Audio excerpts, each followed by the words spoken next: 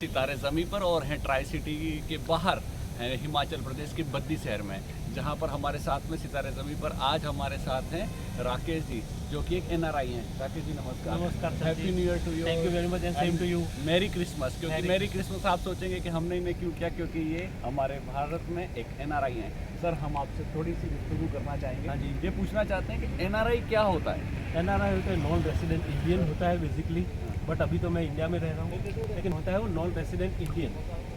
अच्छा। और non reliable Indian भी कोई कोई बोलते हैं। तो सर जो एनआरआई होता है वो कितने साल के बाद में लोग वहाँ पर से किसी भी कंट्रीज में जाके बन सकते हैं NRI? ऐसा एक्चुअली हमारे दर्शकों को मैं बताना चाहूँगा कि एनआरआई में हर एक कंट्री की रिक्वायरमेंट अलग अलग होती है। जैसे आपको पास वीज़ा है, आप वहाँ के पे गए हैं रहने के लिए, चाहे आप यूएस गए, अमेरिका गए, कनाडा गए, ऑस्ट्रेलिया गए, तो हर एक कंट्री का अलग अलग स्टेटस के हिसाब से वो लोग देते हैं। लेकिन अगर आपके पास भले सिटीजन वो कंट्री का नहीं हो, लेकिन आप इंडिया के बाहर रह रहे हो, तो उसको एनआरआई बोला जाता है, नॉन रेसिडेंट इंडियन।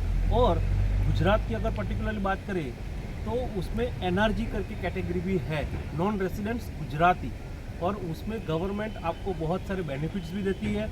हर साल प्रवासी भारतीय दिवस होता है तो उनको बाहर से इनवाइट भी करती है, और जो लोग यहाँ पे रहते हैं एनआरआई और एनआरजी, उनको भी गवर्नमेंट इनवाइट करती है। Thank you for insight. हमारा ये इस इंटरव्यू के थ्रू हमारा कुछ भी मोटिवेशन लोगों के लिए नहीं है कि आप बाहर जाइए एनआरआई बनिए। हमारा उद्देश्य सिर्फ हमारे भारत के लिए है। बट हम ये चाहते हैं कि आप किस कंट्री की आपके पास में एनआरआई? मेरे पास यूनाइटेड किंगडम ब्रिटिश सिटीजनशिप है, और मैं इंडिया से प्यार भी करता हूँ, और उससे ज़्यादा प्यार है मेरा मुझे अहमदाबाद से, जो गुजरात में है।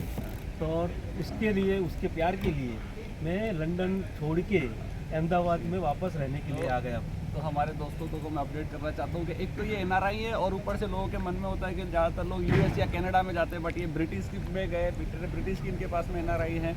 और हम ये बता दें कि सिटीजनशिप ब्रिटिश की होने के बाद भी ये इंडिया में रहते हैं, इंडिया से प्यार है, और ये जन्मे थे तब ये इंडिया में थे।